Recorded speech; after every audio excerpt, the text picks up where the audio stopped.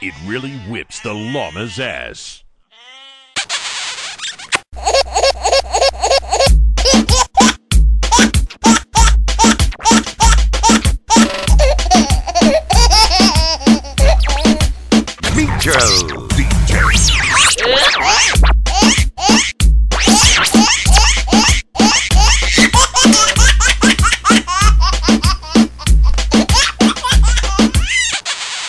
Paligo ka na ba sa dagat ng basura? Nagpasko ka na ba sa gitna ng kalsada? Yan ang tanong namin, tunay ka bang isa sa amin? Nalaman mo na bang mapapag-aral ka niya?